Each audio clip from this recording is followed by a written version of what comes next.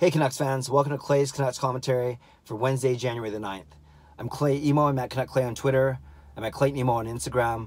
I'm the founder of the GLCPC, the Good Looking Canucks Positivity Club, and this is my Canucks take, all in one take. The Canucks were back at practice at Rogers Arena today, 2 days after being at UBC for their practice day off yesterday, as they prepare for the next game hosting the Arizona Coyotes tomorrow night at Rogers Arena.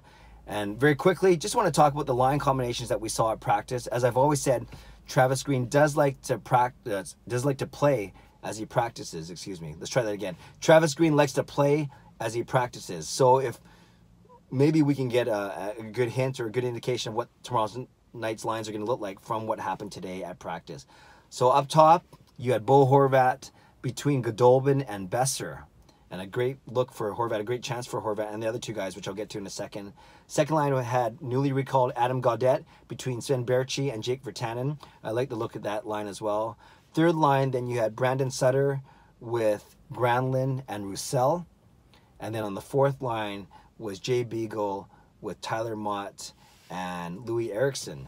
And then Tim Schaller rotating in and out as well. So I've always said that the bottom six guys, you can kind of throw in a blender and see who comes out. You know, you have Sutter and Beagle as your centers, and then your wingers, you have Eriksson, Roussel, Granlund, Mott, and Schaller. And today, at least the way they practiced was Sutter with Granlund and Roussel, and then Beagle with Mott, Schaller as an alternative, and Eriksson on the fourth line. But let's talk about the top two lines. That's what I want to spend time on today.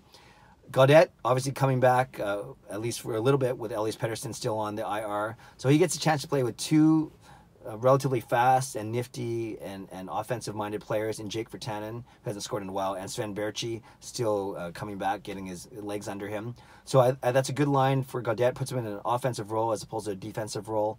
And, you know, it'd be great to see Gaudette continue to play strong. He played well when he was up here before he got sent down recently.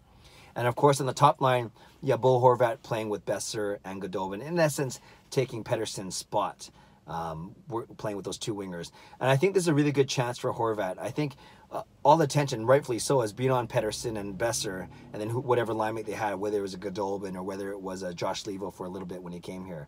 And then Horvat then would end up with whoever was left. And I don't mean that disrespectfully, but it's true. He would play with Roussel, or he would play with Eriksson, or he would play with Jake Virtanen. I still like that Horvat-Virtanen combo. They use that combo, you know, in overtime on for 3-on-3. But in essence, Horvat never got to, obviously he doesn't play a Pettersson unless it's on the power play because they're both centers. Doesn't really get to play a Boeser because Boeser is really tied to the hip with Pettersson. So really, Horvat hasn't had the most offensively gifted players to play with. I think down the road, I would still love to see him with Baertschi and Boeser, because they've had chemistry before. Then you can have Pettersson with a Virtanen and Goldobin, whatever it may be. And we saw actually the Triple B line reunited for a little bit for portions of the Toronto game. But yeah, bottom line is Horvat hasn't had the most offensively gifted players to play with all season. But today, with Pettersson out, for tomorrow I should say, now he has his chance. Obviously, he's had good chemistry with Boeser before and hasn't played a lot with Goldobin. And Horvat, you know, he's still, despite not playing with the most offensively gifted players all season, he's done well. He has 36 points in 45 games this season. He slowed down a little bit. He only has 1 point in his last 5 games. Of course, the Canucks haven't been scoring a lot in the last 5 games, but Horvat obviously then hasn't recorded a lot of points in those 5 games. But he's been very consistent all season. In October, he had 10 points in 14 games. In November, he did very well. He had 14 points in 14 games. And December, he had 11 points in 14 games. So it's nice that the schedule lined up for October, November, December. The Canucks played 14 games in each of those 3 months. And Horvat's point totals have gone 10, 14, and 11. So it's very consistent, you know, within striking distance of a point per game, which is pretty good. And like I said, 36 points in 45 games this season. Well en route to his best season ever as a Vancouver Canuck. Presuming and hoping that he stays healthy, of course. A couple other things. He has 2 shorthanded goals, which is good. He's had 2 game-winning goals. Pettersson leads the team with 7. So Horvat is second place in game-winning goals. Still doing very well in the face-off circle.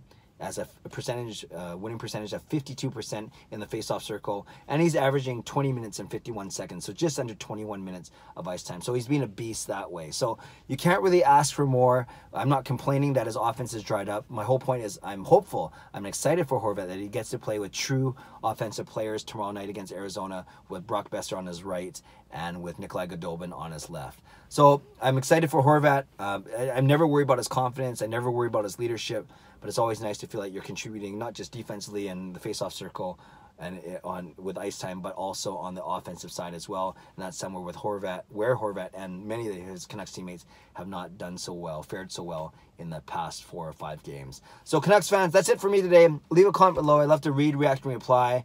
Are you excited for Horvat's opportunity? Do you think I'm making too big of a deal of it? Or do you think this will indeed give him a bit more confidence when it comes to at least his offensive touch and his scoring prowess? Do you like the rest of the lines? Do you like Gaudette playing with Virtanen and Baertschi? And do you like the bottom 6 mix?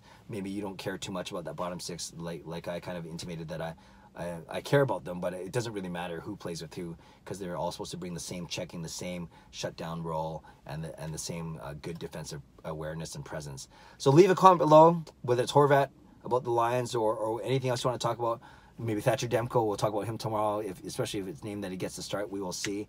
But I love to read, react, and reply as always. Subscribe if you like to, like this video if you'd like to, and have a great day. One more day until the Canucks finally get to back on the ice, and for the first time in a long time, they are not the team with the most games played in the entire NHL. Canucks have played 45 games. The Vegas Golden Knights played their 46th game last night. And speaking of Vegas, as I'll wind up, happy birthday to Louis, good guy, VGK coverage, Vegas Golden Knights coverage here on Twitter and on YouTube.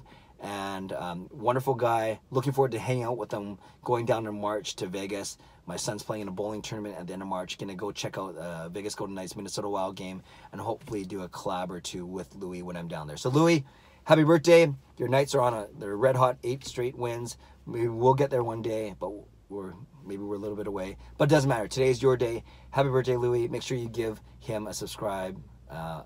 Subscribe to him and follow him as well. VGK coverage, Vegas Golden Knights coverage. All right, I'm out of here. God bless, and go Canucks go.